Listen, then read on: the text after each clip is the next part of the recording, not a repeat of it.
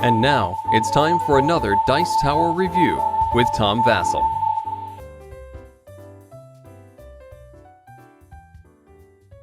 I'm always a little off when it comes to following what games Mayfair is going to come out, so I'm always surprised when I get a Mayfair game, and this one was kind of a surprise to get Witch of Salem, and I thought, what kind of game is that? I'm not a real big fan of witches, and the game looks kind of evil. And as I looked through it, it shut the door.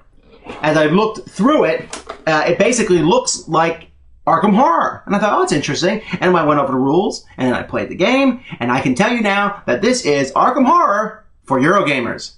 Is that good or bad? Let's look at it.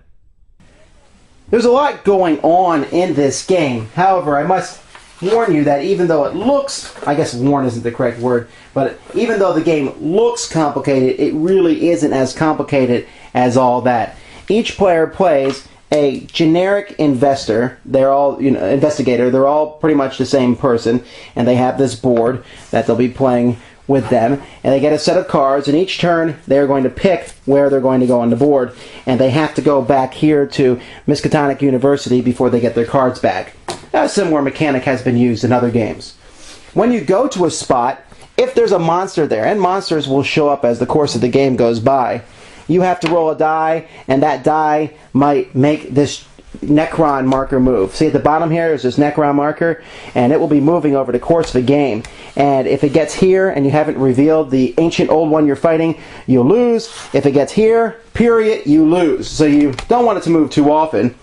If you roll this symbol, you lose a sanity. Everybody has 6 sanity, and as the game goes by, you'll be losing sanity, and if you lose all your sanity, then you're dead and out of the game, and there needs to be at least 2 players to win the game. And if you roll any of these other symbols and you happen to have an item of that type, you will lose it. Then after you go there, you can take an action. You can fight the monster. To fight, for example, this lava worm, you need to have 2 potions in your inventory. If you do, bam, he's gone. Or if you happen to have a knife in your inventory, you can use that knife and to kill a monster as long as the Witch of Salem character is in the same spot. And he moves randomly around the board. At the beginning of each turn, before all 3 players or all 4 players go, however many are playing, an event card happens, which could be bad, could be good, moves him around, and then something good or bad happens, and then some monsters are added to the board. Now monsters, for the most part, aren't that big of a deal. They're added in a certain order in the different spots on the board, but if you pull a monster that is already on the board, then you activate that monster and something will happen. For example, when the lava worm here is activated, everybody has to lose 4 tiles in total. When the Soul Devourer here is activated, everybody has to lose 2 daggers. And some of the monsters are much more difficult than others, but that's what you're trying to do. You're trying to pick up these different items here. And they're all very important. You need to pick up reading glasses because you'll use those to check a portal on each area. And you're going to see if the portal is just a brick wall, like that one was, or if the portal is open, like this one is, because you need to shut down all the portals to win the game. Each portal has a symbol. You need to go find the artifact of that symbol and go and shut it down. If you shut down a portal that isn't open for some reason, then you'll lose the game at the end. These potions will give you your sanity back. You can also use these green books or whatever they are to reveal cards here at the top. You're trying to figure out who this ancient old one is here. He's this guy who's ready to get you. And you have to reveal his 5 helpers first, who can sometimes come down here and become a monster on the board too, due to an event. But you need to reveal this guy, like here's the evil Shub Niggurath. And at the end of the game, one person needs to go shut down the final portal, and another person has to go here with whatever is needed to defeat this guy in their inventory. Both players are in the right spot at the right time, and they win. But it's very difficult because you're trying not to get the Necron marker to move to the end.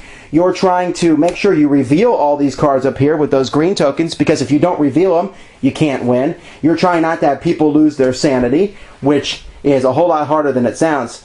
And even picking up devices isn't as easy as you might think so. For example, look down here. If I have to pick up a device here, I can pick up the potion for free, but if I pick up this glasses, I have to lose a sanity. If I pick up this, I have to lose 2 sanity. But I mean, eventually the free spaces are going to be gone, and they don't refill until all 3 are gone. There's more going on in the game, but I don't want to overwhelm you with how it works. I just want to give you a general gist. Everybody moves. Another event, more monster comes out, and you have to slowly figure out where these portals are. But I do want to mention one major rule of the game which could make or break it for you. That's the fact that when you look at a portal and you see that, for example, there's no portal here, you are not allowed to tell the other players. And apparently you're not even allowed to hint towards it. So when someone goes and looks at one of these portals, they are the only one who really can go shut it down because everyone else does not know. Everyone knows that there's 2 to 4 portals. There's 6 spots, and because of the way the tiles are shuffled, there's 2 to 4 portals out there. There can't be more than 4, so if you shut down 4 portals, that's it. But at the same time, if you go check out a portal, then you have to move to another location, get the stuff to shut it down, and come back and shut it. And so there's not as much teamwork here as you might think. Okay, there's some interesting ideas here, but I have a couple problems with the game. One is the theme, and you say, you know, well, what's wrong with the theme? You know, you like Arkham Horror, you're right, and it's basically the same theme.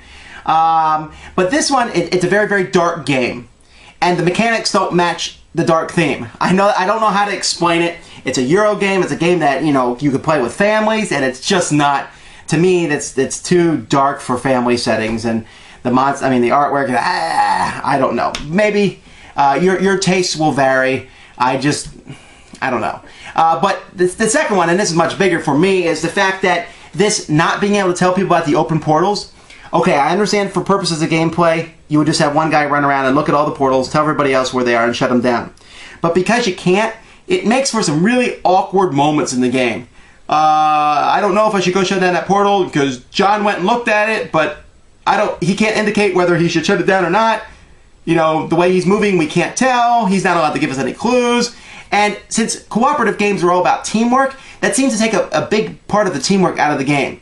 The designers should have been able to think of some way around that, because hidden information isn't very useful in a cooperative game, especially when you're forced to keep it hidden.